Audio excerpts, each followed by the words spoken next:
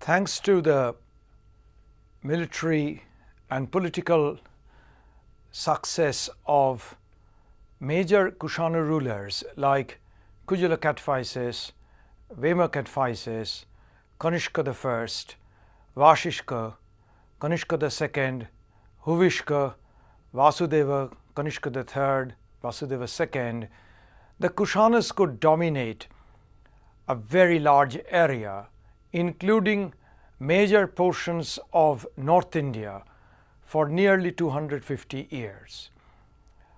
We have to keep in mind that the rise of the Kushanas, like its fall, is intimately linked up with Bactria. The loss of Bactria in the hands of the Sassanid ruler Shapur I in 262 AD spelt the death blow to the Kushana power, which gradually then made the exit, and after 265 there is hardly any Kushana political presence in the mainland of the subcontinent. While the Kushana power was on the rise, for the first time in the history of the subcontinent, the Deccan, the peninsular part of India, also began to make its presence felt and gained considerable visibility in political history. The main focus for the political history of the Deccan in this period are two houses, mainly the Satavahanas in the Deccan and to some extent the Shaka house in Gujarat and Western India. We have already talked about the presence of the Shakas in Gujarat and Western India. So now we can pay our attention to the dynastical Satavahanas. For the first time, peninsular India experienced monarchical polity with the emergence of the Satavahanas. The Satavahanas are known from their own inscriptions, from a very large variety of coins they issued. They are also mentioned in the Puranas but under a different name. In the Puranas they are called the Andhras or Andhrabhrityas. It is significant to note that the inscriptions never call them Andhrabhrityas or Andhras, and the Puranas never call them Satavahanas. The list of kings in the Puranas are pretty large. Nearly about 30 rulers have been mentioned. Yet in the inscriptions, only 19 rulers are mentioned as kings of Satavahana dynasty. Comparing the two, it appears that it is better to stick to the names common in both the inscriptions and the Puranic lists, and therefore the actual number of rulers who ruled the Satavahana realm do not exceed the number of 19 or 20. The Satavahanas possibly came into prominence from the late 1st century BC. Their experience of a monarchical polity is first seen in the case of the Satavahanas, but it is not a sudden experience. The Rathis and the Bhojas, already encountered in the Ashokan inscriptions, become in the post-Mauryan inscriptions Maharathikas, Mahabhojas. From Bhattiprolu in eastern Deccan, we come across a chief called Kubiraka. B.D. Chattopadhyay very cogently argues that this is a gradual, a very slow process of transition from a pre-monarchical polity gradually to a full-fledged monarchical polity. The monarchical polity definitely appeared with the coming of the Satavahanas, but the ground was getting ready even in the pre-Satavahana phase, particularly when we see the issuance of coins, first uninscribed coins, then the inscribed coins. once again following B.D. Chattopadhyay, we may find here that those coins indicated the existence of localities under chieftaincies that would correspond to the experience of the Janapadas in North India before the 6th century BC.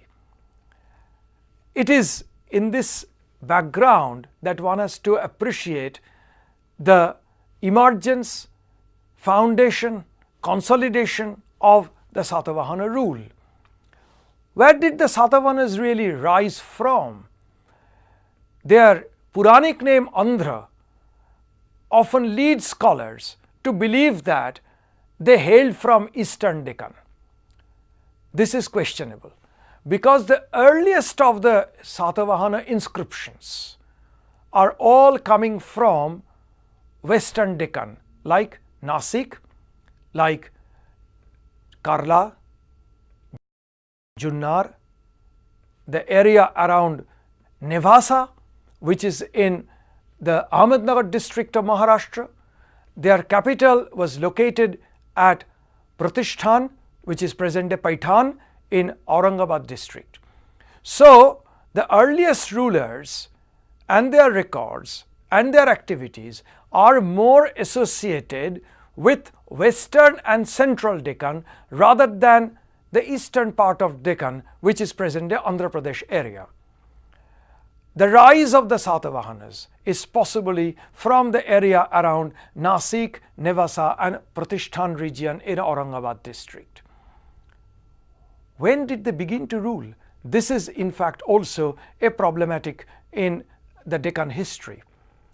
Earlier scholars around 1940s, 1950s believed largely by accepting the Puranic descriptions that the Andhras were originally a part of the Mauryan realm under Ashoka. Then soon after the dissolution of the Mauryan Empire, they began to be independent. So their existence was from the late 3rd century BC. There is little doubt that the Satavahanas were in political existence at least up to 225 AD. So the earlier scholars believed that the Satavahanas were in the political scene for nearly 450 years, a very long chronology. This is now revised in the light of the present scholarly opinion of relying more on the list of 19 or 20 rulers common both to the inscriptions and Puranic lists. It is also to be seen that the earliest Satavahana inscriptions, as we have said from Nasik, from Nevasa, would indicate that the paleography of the inscriptions, that is the dating of the alphabets, the script of the inscription, cannot be prior to late 1st century BC. We may also recall that one of the very early Satavahana rulers named Satakarni already figured in Kharavela's inscription. If Kharavela belonged to the late 1st century BC, his contemporary Satakarni, an early Satavahana ruler, cannot belong to 2nd or 3rd century BC. So it is more cogent to locate them chronologically in and around the second half of the 1st century BC, and their existence, political existence, continued up to 225 AD. So the entire range is for about 275-280 years of political existence. The earliest ruler of the Satavahana dynasty, according to both Puranic list and inscriptions, was one Simuka or Shishuka. He is possibly the same as the king Satavahana, whose name appears in a coin found from the excavation at Nevasa in Ahmednagar district. Excavated material gives us a better chronological position, and once again this ruler appears to have been in power around late 1st century BC. The earliest inscriptions from Nanaghat, from Nasik, of the two early rulers like Simukha and Krishna I would indicate that they rose from western central Deccan with their capital at Pratishthan or Paitan during the time of Satakarni, who is already mentioned by Kharavela. He is known as also Satakarni I. There will be many Satakarnis later. So he is Satakarni I. His name figures in an inscription from Sanchi in eastern Malwa. This could indicate, though it may not prove conclusively, that he possibly made a conquest in the eastern Malwa region, though it cannot be conclusively proved. So already the Satavahana power is growing. At this point, the Satavahana rise in the western central Deccan is thwarted by a stiff political challenge from the Saka adversary. His name is Kshatrapa Nahapana. Kshatrapa Nahapana is known like the Satavahana rulers from inscriptions and from his coins. It appears from the list of inscriptions that Nahapana's inscriptions came up from Nasik, from Junnar, from Karla. All these areas had earlier been under Satavahana occupation. So obviously the Shaka ruler rose at the cost of the Satavahana power in this area. Similarly, his inscriptions indicate that he was in occupation over area called Dashapura, that is Mandasore, and area around Ujjaini, area around Prabhasa, which is in Kathiawar Peninsula. It shows how the rival house of the Shakas under Nahapana's energetic and powerful military rule was growing and offering a major challenge to the rise of the Satavahanas. The Periplus of the Erythraean Sea, written by an anonymous author in the late 1st century AD, speaks vividly of the situation in coastal western India. The Greek author indicated that Nahapana, in his language Nambanus or Mambanus, put a blockade on the port of Kalyane. This Kalyane is nothing but our well-known Kalyan, a suburb of present-day Mumbai, which was at that time a well-known port. The port was blockaded by Nambanus or Nahapana, and he forced visiting ships to go to his own port, Barugaza or Bhrigukacha, that is Broach, on the mouth of the Narmada. This is how politics and long-distance commerce got intertwined. In the course of political rivalry, to put pressure on the Satavahanas, Nahapana tried what in present-day term could be indicated as a naval blockade to put economic blockade on the rival's port. Kalyan actually died down for a long period of time after the 1st century AD. Now at this point, the Satavahanas definitely were in a difficult scenario. This is the first phase of the Shaka-Satavahana rivalry. The tables turned with the arrival of Gautamiputra Satakarni, the greatest of the Satavahana rulers, who ruled possibly from 106 AD to about 130 AD. He is best known in the form of a prashasti or an eulogistic inscription which was mentioning his mother Gautami Balastri. That's why he is known as Gautamiputra, and his widespread conquests figure in a panegyrical manner in this Prakrit inscription. It is categorically stated therein that Gautamiputra Satakarni established the fame and glory of his family, that is the Satavahana family, by exterminating the Shaka Shaharata family. This is the dynasty to which Nahapana belonged. First, this is a clear statement of Gautamiputra Satakarni's victory over his Shaka rival. The best corroborative evidence comes in the form of thousands of Nahapana's coins found from Jogalthembi Horde near Nasik. These coins were restruck, overstruck by the legends and motifs of Gautamiputra Satavahana's coin. This is a very clear indication how the Satavahana ruler now defeated his Shaka rival.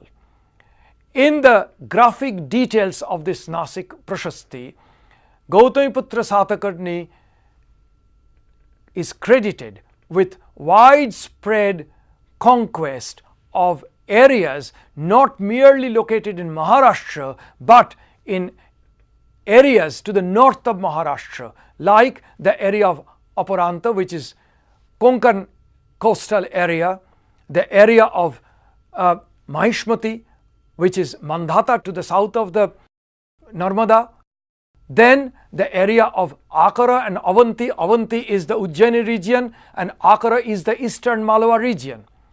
He is the first Satavahana ruler to have conquered the eastern Deccan area, that is the Andhra coastal area lying between the Godavari delta and the Krishna delta. He is eulogistically described as one whose chargers, that is cavalry, drank the waters of the three seas, that is Arabian Sea, Bay of Bengal and perhaps even the Indian Ocean. That might suggest that his army reached the three extreme coastal areas.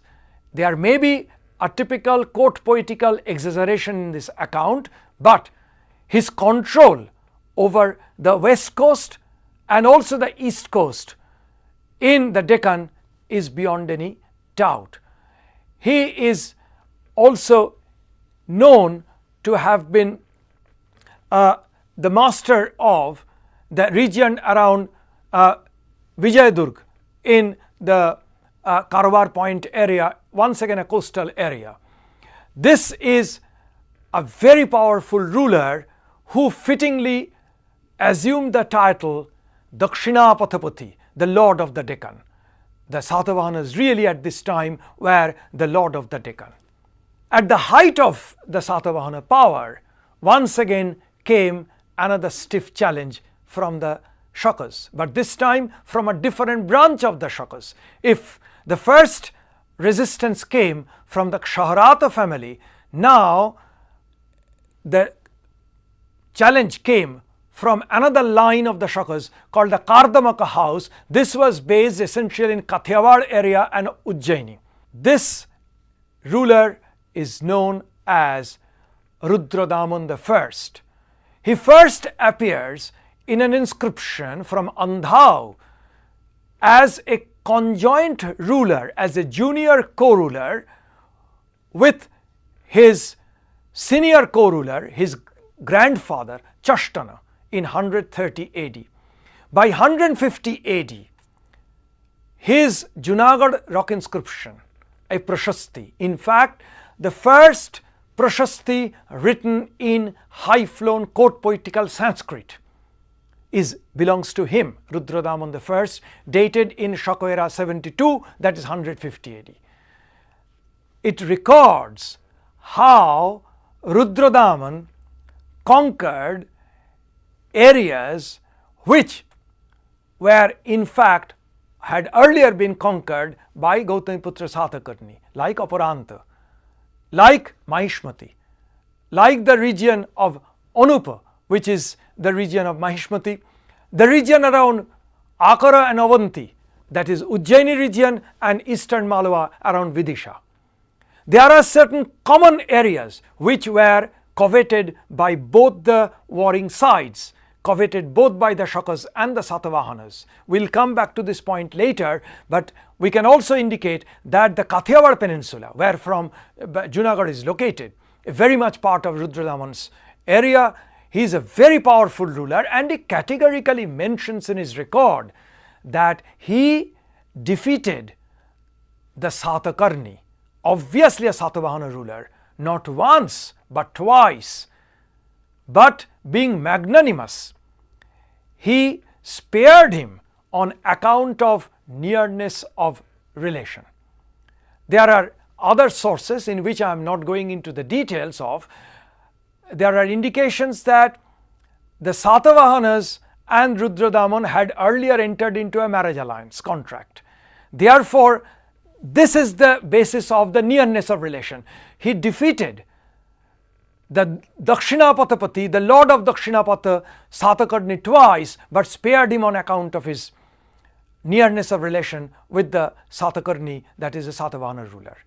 This is the third phase, and once again the Satavahanas were in a distress scenario. The territories of the Satavahanas are beyond the Narmada, in Gujarat and in Avanti, in eastern Malwa, definitely were lost because of the rise of this very powerful Shaka king. Who this Satavahana ruler was, who was defeated twice by his Shaka adversary, is difficult to ascertain. It could be Gautamiputra himself. That would indicate his victories were very short-lived. It could have been Gautamiputra's immediate successor, Sri Pulumavi, who was known in Ptolemy's geography as Siropolemaios. Sri Pulumavi, Vasishtiputra Pulumavi, was a powerful ruler whose inscriptions have come from Nasik, from Western Deccan. The capital remained intact in Pratishthan, and he was definitely in command over eastern part of Deccan, because a very special type of coin showing ships on Satavahana coins were specifically minted and circulated in eastern Deccan area. This ruler could have been the adversary who could have been defeated by the Shaka king. The other third possibility is Vasishtiputra Satakarni, who is another Satavahana ruler, who could have been also a contemporary of Rudradaman and could have been defeated by him. After this, the last known great Satavahana ruler, the real powerful Satavahana ruler, was one Yajnasri Satakarni, who was able to get back the area of Nasik and Western Deccan from the Shaka adversary. So this is the last phase, after which the Satavahanas gradually began to decline and fade out. There are some lesser known later Satavahana rulers. With the waning of their power, the Satavahanas began to lose their control over their traditional stronghold area, that is the area of Western Central Deccan. They actually now became established in Eastern Deccan, actually the Andhra area, and also in the Bellary district of Karnataka. These were the last two areas held by the Satavahanas in the very last phase of their rule, that is by about the last 50 years or 25 years of their rule. By 225 AD, the last vestiges of Satavahana rule in Eastern Deccan are gone. They are replaced there by a new dynasty, Ikshwakus. 4 Ikshwaku rulers ruled from Vijayapuri, that is present Nagarjunakonda area in Andhra Pradesh, from 225 AD to 325 AD. There were many other smaller powers gradually rising on the ruins of the Satavahana realm. But by 225 AD, the Satavahana existence is wiped out from the history of the Deccan. What was happening even in the far south? After all, Dakshinapatha area is differentiated from Dravida Desha, the far south, that is the area watered by the river Kaveri, Vaigai in the far south area. This is the Tamilakam area, which is known to us through the earliest Tamil poems, the Sangam literature. It is very difficult to date this text, but possibly assigned between 200 BC and 300 AD. The main theme of these poems in Tamil language is the praise of heroes in battles. There are, unlike the situation in North India and the Deccan, hardly a regularly established monarchical polity. There are many chieftains and small clans which are dominating different areas of Tamilakam. 3 clans or chieftaincies were outstanding. The Cholas, who were in the Kaveri basin and Kaveri delta, the Pandyas, who were in the Vaigai basin and Vaigai delta, particularly around Madurai, and the Cheras, who were also in the western part of the Kaveri valley with their capital at Karur. Now these 3 clans are known as the Vendar or Ventar in the classical Sangam text because they were outstanding clans and outshining all other contemporary clans. The Sangam literature is full of accounts of the heroic exploits of many of the chieftains, particularly belonging to these 3 major groups, the Cholas, the Cheras, the Pandyas. 2 figures should be mentioned here: Nedunjaral of the Chera house and Karikal of the Chola area. These are 2 outstanding political personalities figuring in the Sangam literature. And interestingly, all these 3 major chieftaincies were located in areas which were agriculturally prosperous, and at least the Cholas and the Pandyas had access to the coastal area. The agricultural fertile tract figures in the Sangam texts as Marudam, and the coastal tracts are known as the Neidal area. The power pockets are typically associated with 2 vital tracts in the Tamilakam, but the Tamilakam presents a different political scenario. There is as yet no full-fledged monarchical setup in this area. It is still dominated by chieftaincies, the like of which we had seen, according to Romila Thapar, in North Indian condition before the days of the Mahajanapadas.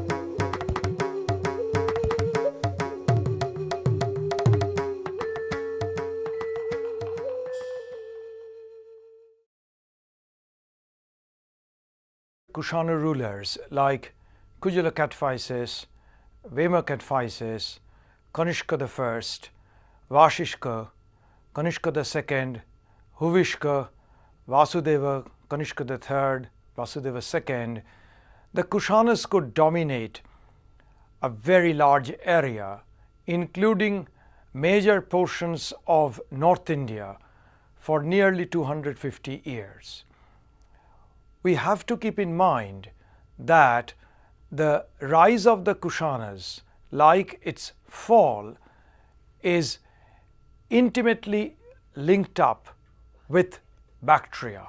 The loss of Bactria in the hands of the Sassanid ruler Shapur I in 260, the Satavahanas in the Deccan, and to some extent the Shaka house in Gujarat and Western India.